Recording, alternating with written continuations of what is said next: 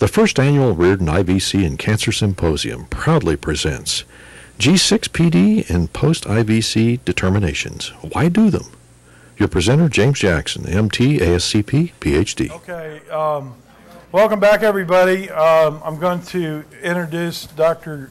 James Jackson. Dr.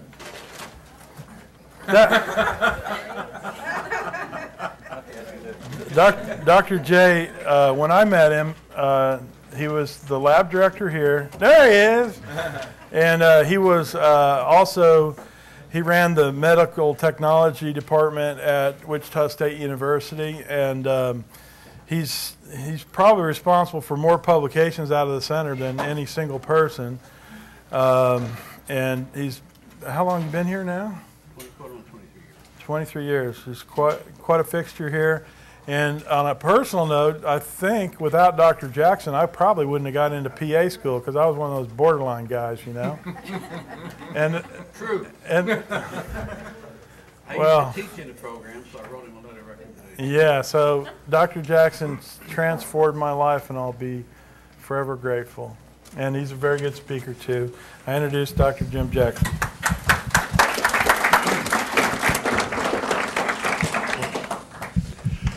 I'm going to use a hand microphone because I always turn my head over like this and no one can hear me when I'm saying over here. They saved a tough one for me, G6PD. How many people do G6PDs on their patients before you do? How many people have had a low G6PD on their patients when you do? How many people keep giving them IVC when they still have a low? Raise your hand. Depends on the level. Depends on the level, yeah. Low dose.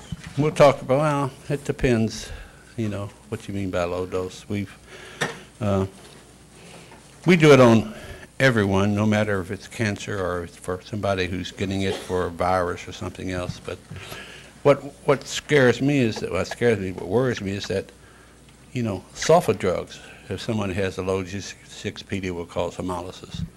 So why do they don't make people who are going to get sulfa drugs take a G6PD test, you know? But if we give vitamin C, you've got to take a G6PD test.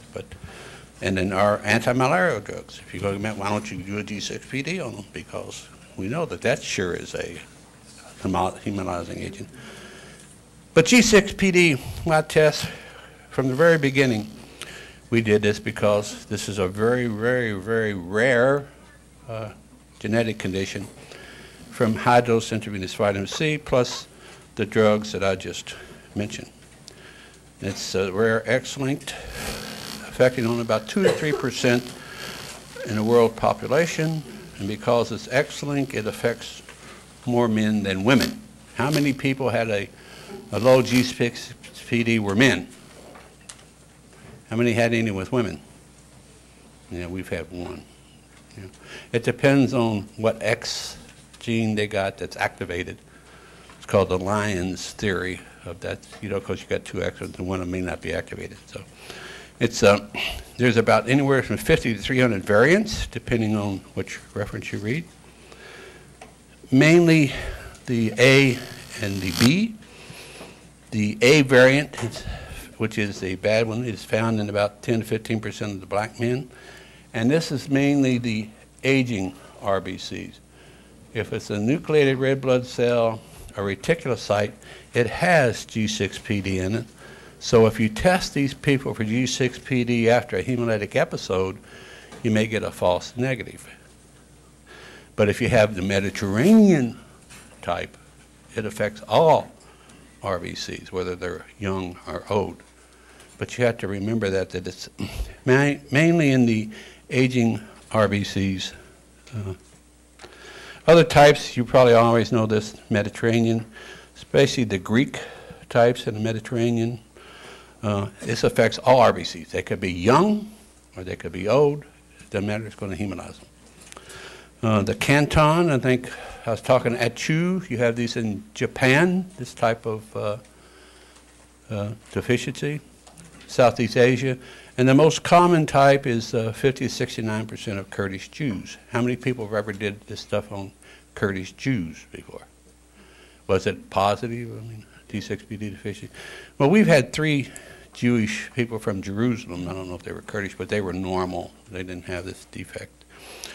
And the homologous to antimalarial drugs and other things have been known since 1920. I remember a study being done in Korea in 1950 on African Americans where they gave primaquine to, and about 10% of these people had a mild hemolytic episode. So it shows you that this thing really does exist. But and this is the reaction that goes on. It's a pentose phosphate function. The main thing is here where your G6PD at the bottom is missing. And when you have the missing G6PD, the ability to maintain that adequate levels reduced glutathione, which is the main component here, after that membrane, after exposure. So this is what's missing here in this problem. And you have all this thing going on. But you know, remember, a real bad infection will also do this, or any antioxidant drug. And this is what happens. But this is where our problem is. How many people measure glutathione in their people with G6PD deficiency or not? Yeah. We measured one before and after recently, and there really wasn't that much change in the glutathione, I think about 20 or something. But this is what happens, and this is what's missing. Very, very rare, but you know, you're protecting, as I heard somebody, I had to excuse myself because we had a beat the odds panel from the normal, I mean not normal, but regular people today, and we had about 40 people, so I had to be over there to help with that one, and I wasn't here this morning. But just like you guys had blood drawn. Strange enough, after talking to these people, the most recommended panel I recommended was the brain panel. See, after they talked to me, he said, what panel should I get? I said, brain panel, brain panel, brain panel, brain panel. Then I recommend one on myself. Now, does the clinical syndrome of hemolytic occur in deficient patients after high-dose IVC? It depends. According to the Weidman Clinical Interpretation Laboratory Test, for the G6PD deficiency to really kick in, it has to be about 0.25% of your lower level of your normal. So ours is 7 to 20. And so if ours gets about 1.75, then we'd be very, very, very careful. But I'm going to show you some of the data that we have where we've actually had 5 patients with G6P deficiency, and we've given up to 50 grams in one case with no problem. But you got to be very careful because I'm going to show you this. It depends. In this case, I'm going to show you from England. You're probably familiar with this case. About 80 grams in this one case. And the lady you were mentioning, I mean the person you mentioned out in California probably had this situation where they had, what, 25 grams and had the positive hemolytic reaction. Well, I would suspect their G6PD was probably around 1, something like that. May depend on the glutathione status. You know, we talked about this before. You have the disease, you lack the ability to maintain this glutathione. If G6PD is low, considering due to glutathione levels prior to increasing the IV doses, which we regularly do. And it's not a hard test to do. You got to have a thing to measure the RBCs, and with the G6PD, you got to measure the hemoglobin, so you need 2 instruments, but they're not that difficult to do. And I'll show you some of the older methods a little later. Now, a couple years ago, we were wondering about this, so I looked at about 800, not that long, 840 patients. G6PD was low in only 4. I found 1 since then. So that's only 0.48% of the people that we have. And we have no, they were all Caucasians. We had no African Americans. But they were still low. And notice one of them was a female, young female, 22 years old. This was her G6P level. Now, if this was 25% of normal, it would be 1.75. But none of these people were 1.7. They're all above 2.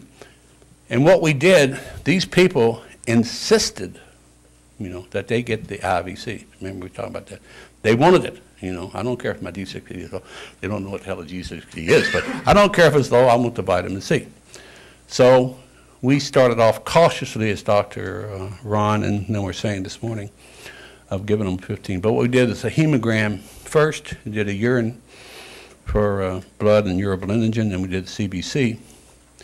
We did a pre and we post, and we gave them anywhere from 15 to 25 grams, and the post IVC was 65 to 255, and none of them had hemolysis. None of them, because the hemogram was normal and all these things. And we had 3 males and 1 female, 70, 55, 50, and 22. But again, I looked very carefully at this, and this is what we should look at. If it gets down this low, then I would be very warning the doctors that, you know, try 15, but watch out. This is the case I was talking about that occurred in England. It's written up in 1993, and this is the title of it by Reese Kelsey. And acute hemolysis induced by high-dose ascorbic and glucose 6-phosphate deficient patient. But this patient had a long history, and if you look at this, this was a 32-year-old black British man whose history included malaria. He treated with a quinine at age 11 with no problems, but he was HIV positive at age 30. 1992, he had an onset of lymphadenopathy all over the place. They did a nutritional screen that showed a low serum and RBC glutathione, and the treatment he was getting was 40 grams of IVC 3 times a week for 1 month. He was also taking 20 to 40 grams of oral vitamin C daily. Had a hell of a bowel tolerance, is all I can say for him. I would have been in the bathroom taking it. No change in lymphadenopathy, so his dose of IVC was raised to 80 grams. As soon as they did that, the next morning, he was breathless, he had a really high fever, and his urine was black, absolutely black in color. They did the hemogram, and before it was fairly normal, 6.7. G6PD was low, 1.8. That's down to the coin off I was telling you about, 1.75, 1.8.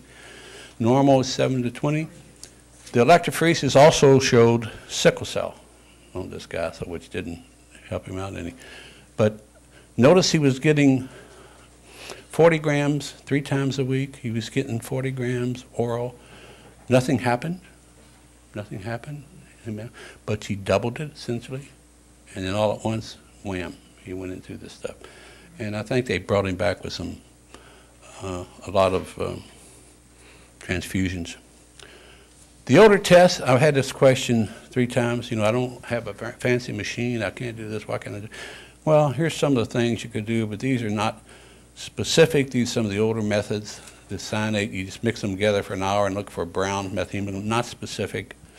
The NAD pH fluorescent test is specific, but you got to have a UV light and a fluorescent chemical that you mix with it. You put it on a piece of filter paper, turn out the lights, and shine the UV light. If it spots up there, then it's good. Methylene blue, methhemoglobin test, muddy brown, if severe G6PD deficiency is present. Not used anymore. Anybody look at Heinz bodies on the RBCs?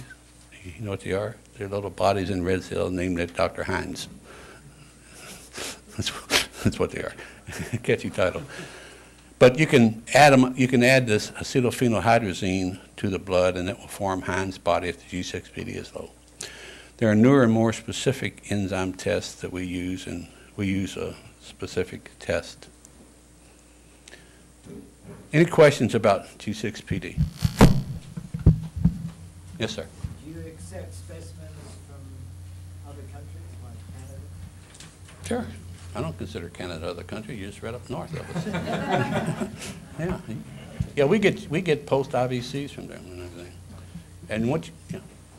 Oh, sorry. I'm doing the same thing. I'm talking to my ear now. But just remind me, will you, Steve? That's your job. Yeah, we get post IVCs from Canada. You know, we get a lot of tests from Canada. Yeah. What you do is we'll send you a kit if you call up with all the instructions on how to do it. Like his question about you got to do all this ice and all this other crap and stuff, you know. But But there's certain things that we're finding out about tests. Now, we're doing experiments in the lab all the time. Like Jerry's going to talk to you about, you know, how critical is some of these things we say about IVC. We're finding out more that we work on it, that you don't have to be so critical. You know, you can let it set a little longer, or you don't have to do this very quick. So Jerry has that data, because we're constantly doing things in the lab to see if we can improve something or change something. I mean, if we can say, you know, you don't have to, look around looking at his watch right now, do something or keep it in frozen for a length of time, or even put it on ice, or, you know, freeze it and ship it to us, you know, it makes a whole lot of difference to you guys who are in Canada or England or Russia or from Argentina. Yes, sir? Thank you. I noticed there was a sickle cell trait on the patient. There's this discovery by Pearson and Shaw, remember? Yeah. Dr. Pearson and Sandy Shaw. They, as predicted by the free radical general theory, the cyclemia would be actually cured by the use of hydrogen. Yeah. The hydroagrotoxin. Yeah. So it occurred to me a minute ago that maybe we could add that to the treatment, right? In order to prevent the, I know we can. I meant we should. Yeah. In order to prevent the hemolysis. Right? Animals first, but yeah, that makes a little sense. Yeah.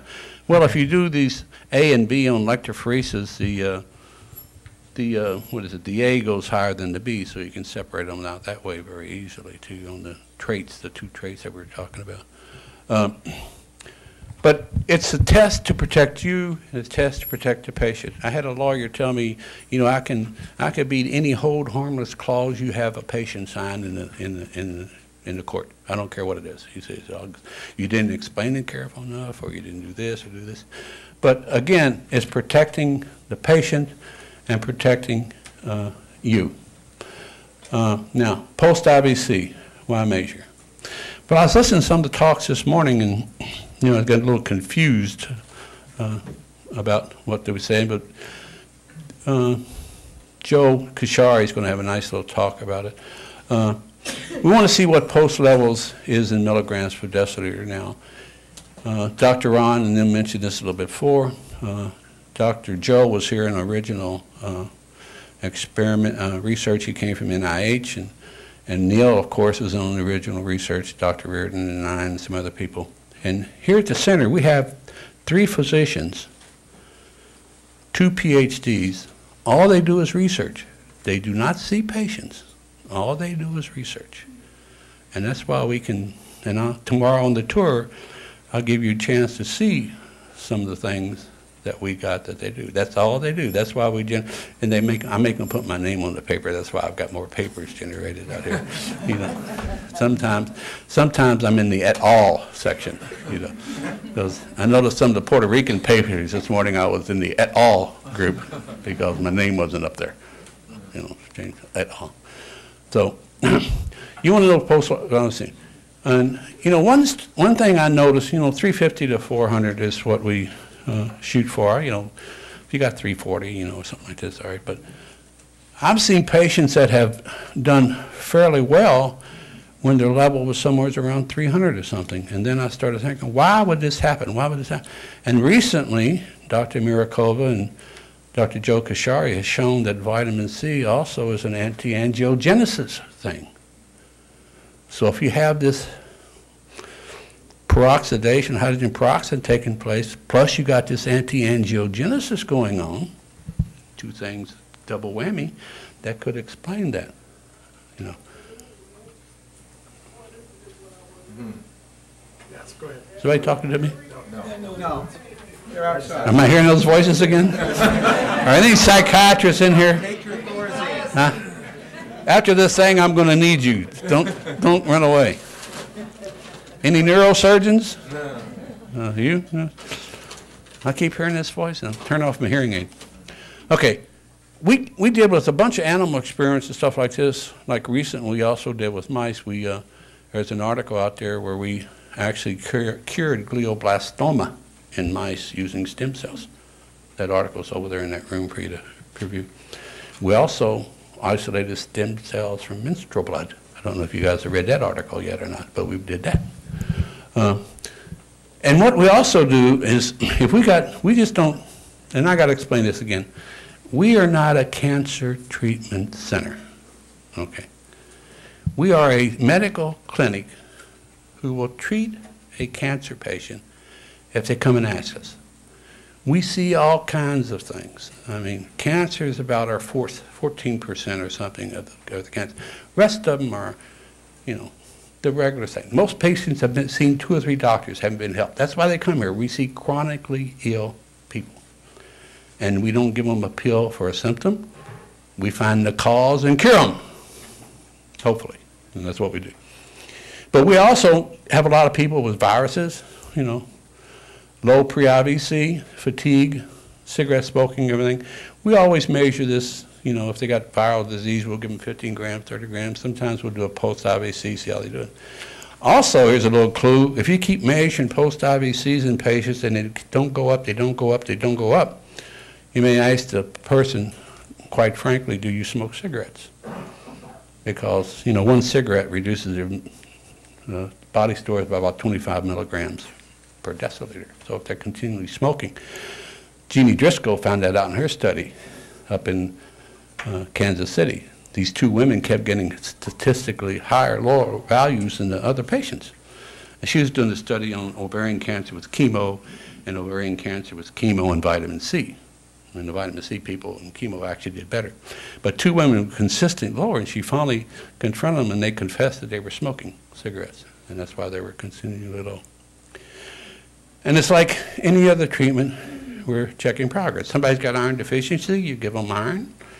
Later on, you're going to measure their iron, right? That's all we're doing. We're checking the progress of the treatment. And it's not all that difficult to conceive. This thing is really hard to do because some people start off with 15, and I guarantee you here's the thing that I found that's helpful with me, is that if a patient's pre-IVC is very low, or the urine C is 0, when you do a 15 gram, it's going to be about 70 or 80. It's not going to be 110 like you would usually get. So that's a clue right away that you're going to get a lower response on your first dose because their level is so low. You know, you're just going to. So we dip a urine strip in there. If it's 0, you know you're going to have to really jazz this one up. The killing dose is 350 to 400, and we've shown this with a lot of cell culture, and Dr. Ron was mentioning the hollow fiber thing. That's something that Joe Kashari invented when he was up in NIH. We did that because the 2 flat model cell culture doesn't represent the body because it's two-dimensional. Your body is what? 3-dimensional. So when you do the hollow fiber, you have a 3-dimensional picture of what's going on. And that's why we found out it took a higher level actually to kill the cancer cell, because we were representing the 3-dimensional rather than just a 2-dimensional. So that's why we went up to that, and we found that's pretty good. Now, adjustment higher doses may depend on the result. You know, if you give somebody 15, I guarantee you're not going to be this. If you give them 20, you're not going to be this. Give them 25, you're not going to be this. You got to get up a little higher. And I heard Dr. Ron mention some people say they're skipping 15 to go up to 50, but you got to be careful to see how the patient responds to it, because we treat everybody as an individual. Just because you don't have a headache when you get it or you don't have any other types of symptoms, it doesn't mean Dr. Ron's not going to get it. And also, if you keep getting a low response, as most of you know, you want to look for other hidden inflammatory conditions, because vitamin C is going to fight those as well as the cancer. So, dose range 50 grams, 100 grams, different amounts, solution. This is our protocol. Start off at 15, go up to 100. Now, in my experience, looking at a lot of data in the lab, it doesn't really improve the plasma glucose level when you go above 100, because I've looked at data. What you do is you get up here and then you flatten out the curve. We've had one person who went to 713, and I'm still trying to figure out how that happened. But most of all, and we got charts and data and everything, but if you get up past 100 and you keep measuring the post-IVC, it's not going to show a progressive increase. It's starting to flatten off a little bit. So it's really not behooving you that much to do that. And do the post-IVC. Now, this is what I was telling you about below. If the urine vitamin C is 0 or low and pre-IV and plasma is low, post 15 grams will be less than 100. And I've seen them at 50. And should be about 110 or something like that if nothing else is going on. So that's a little clue for you. So why do we do these things? Get short because I got to run back over and tell these people to take brain panels.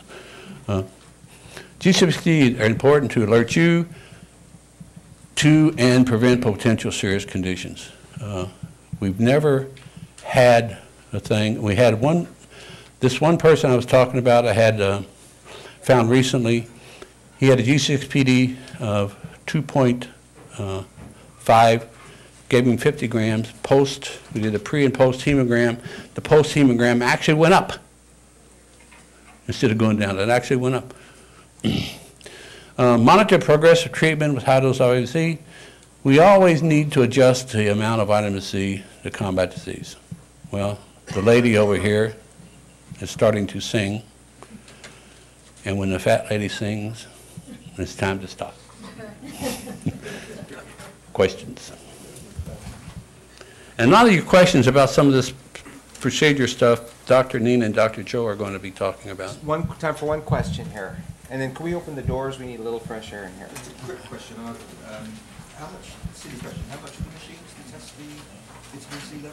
How much are the machines? Yeah, what kind of figure? It depends on the type you can get. You can go over here, you can go on the web and click in a machine, and you get them from a whole lot cheaper than you can pay them. That's what we bought a couple of our machines, but you're going to need two. You're going to need one to measure the hemoglobin or RBCs and one to measure the G6PD or glutathione. But that's what we do. We're debt-free. We don't owe a penny. We don't lease anything. We pay cash when we buy something here. So that's Dr. Riordan's theory that's still carrying through today. So that's one I like about this place. We don't owe anybody anything, you know, and we pay for cash for something. Next question. Good. I think we got to move on. Huh? Got to move on. I got to move on. Thank you, Dr. J. Very good. The first annual Riordan IVC and Cancer Symposium was brought to you by the Center for the Improvement of Human Functioning International, located at 3100 North Hillside, Wichita, Kansas, USA. To learn more about the center and what we have to offer, please visit us on the web at www.brightspot.org.